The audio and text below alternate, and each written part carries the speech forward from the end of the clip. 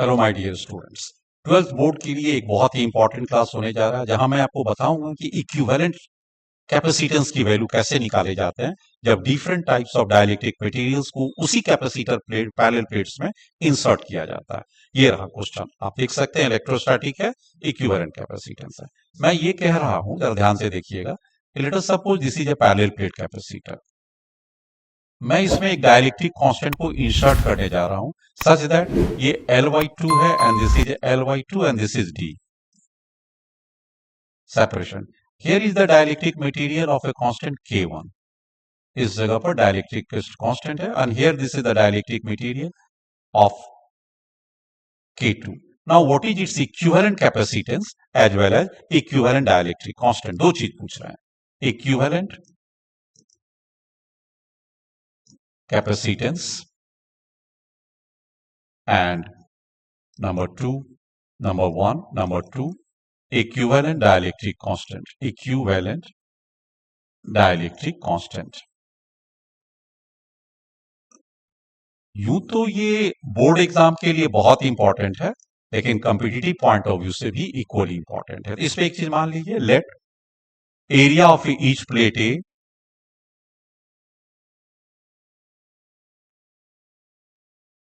and the separation between the plates, separation between plates D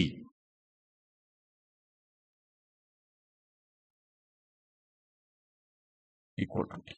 ये L/2 और L/2 देने का मतलब है कि the area is equally divided between two dielectric constant. तो हम लोग कह सकते हैं कि अगर ये C1 है और ये C2 है, उसके लिए भी जो एरिया होगा A1 this is equal to A/2, और जो इसके लिए भी जो एरिया ऑफ प्लेट बचा हुआ रहेगा वो A/2 है। किस लॉजिक से कर दिए कि भाई ये टोटल लेंथ का ये आधा, तो आधा एरिया उसमें चला गया, आधा एरिया नीचे वाले में चला गया।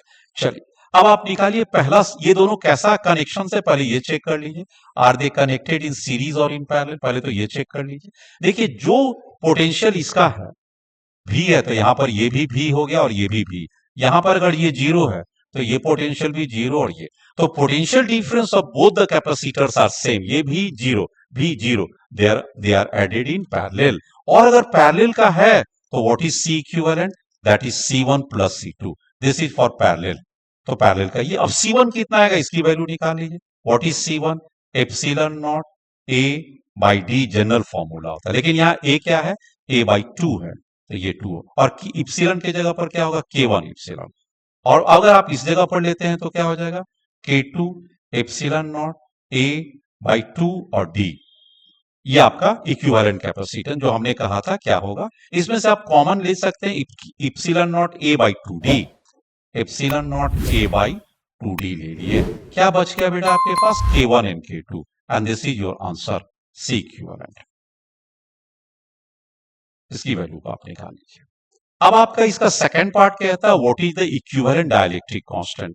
अब आपका मतलब क्या हो गया कि इन दोनों मटेरियल को थॉरली एंड होमोजीनियसली मिक्स करके इसमें भर दीजिए। तो अब ये दोनों खत्म हो गया और इसके बदला में क्या हो जाएगा, अब ये दोनों खत्म हो गया, इसके बदला में एक इक्विवेलेंट डाइलेक्ट्रिक कांस्टेंट K आ गया। और आप देख सकते हैं कंप्लीटली फिल्ड है, तो उसका कैपेसिटेंस क्या आ जाएगा, C इक्विवेलेंट। नया सिचुएशन के लिए जहां K इक्विवेलेंट आ गया, K इक्विवेलेंट एप्सिलॉन नॉट पूरा एरिया में भरा गया और गैप अभी भी यही है। ये दोनों C इक्विवेलेंट बराबर हो जाएगा। इसका मतलब क्या हो गया, K equivalent epsilon not A/D and this must be equal to epsilon naught A 2D and this must be equal to K1 plus K2। इसमें कुछ कैंसिल हो जाएगा बेटा, epsilon naught AD, epsilon naught AD। What is the K equivalent, this is equal to K1 plus K2। और कोई term बचा नहीं, एक मिनट, यहां पर 2 टर्म बचा हुआ है, दिस इज 2। यहां DD AD कैंसिल हुआ है, एक मिनट थोड़ा सा मैं जरा मैच कर लू, epsilon not A/2D, epsilon not A/2D, K1 plus K2, ठीक आ गया इसके लिए। और इसका K equivalent epsilon not AD, K equivalent epsilon not AD, तो D से D कटेगा, यहां पर एप्सिलॉन नॉट A नीचे आ जाएगा, ये मिस्टेक हमारा हो रहा था, और 2 नीचे आ गया। Yes, this is the correct answer. तो मेरा इक्विवेलेंट कैपेसिटेंस कितना हो गया, K1 plus K2/2, that is the correct. एक और करके देख लीजिए इसी से मिलता जुलता हुआ। मैं ये कहता हूं कि this time situation is something different. Different किस बात का हो गया कि मैं अब इसे बीचों बीच इस तरह से देता हूं, ये K1 है और ये K2 है और ये फिलअप हो गया। और यहां पर थोड़ा जेंटली आपको ये बता रहा है कि ये D/2 हो गया और ये D/2, मतलब क्या हो गया कि ये पूरा के पूरा प्लेट बीचों बीच फिलअप किया गया टू डिफरेंट अलग अलग डायलेक्ट्रिक कांस्टेंट से। एक का डायलेक्ट्रिक कांस्टेंट K1 है और दूसरे का K2 है। चलिए बैटरी से जोड़ के इसको जरा चेक कीजिए, इज इट सीरीज और इन पैरेलल। इसकी पोटेंशियल V हो गया इस प्लेट का और इसकी 0 हो गया। ये कैपेसिटेंस C1 है और ये C2 है, दो अलग अलग कैपेसिटेंस हो गया। देखिए दोनों से सेम चार्ज फ्लो करेगा क्योंकि जाने का रास्ता एक ही है, तो same charge Q flows both the capacitor, therefore they are connected in series. और सीरीज कैपेसिटर का क्या फॉर्मूला होता है, C equivalent equal to 1/C1 1/C2। अच्छी बात है। आइए C1 के बारे में जानकारी दीजिए। C1 equal to epsilon not K multiply कीजिए एप्सिलॉन नॉट A/D। A पूरा है लेकिन D में आधा है तो D हो जाएगा और 2 ऊपर चला गया। Similarly C2 equal to K2 epsilon not 2A/D, ये दोनों आ गया। अब आपको इसमें पुट कीजिए और C इक्विवेलेंट तक आइए। तो what is C equivalent, K1 epsilon not, K1 epsilon not 2A, sorry थोड़ा सा मिस्टेक हो गया। ये देखिए जब हम इसको C1 लेंगे तो ये D ऊपर चला जाएगा, यस, और ये बचेगा K1 एप्सिलॉन नॉट 2A, और इसमें भी D ऊपर चला जाएगा और ये क्या बचेगा K2 epsilon not 2A। Take the LCM, तो K1 K2 तो रहेगा ही और 2A एप्सिलॉन नॉट कॉमन आ जाएगा। इससे पूरा ये सेटअप कटेगा तो K2 D आ जाएगा, इससे ये पूरा सेटअप कटेगा तो K1 D आ जाएगा। अब इसे आप पलट दीजिए and you get the answer. What is C equivalent, K1 K2 2A epsilon not divided by D common ले सकते हैं and this is further K1 plus K2।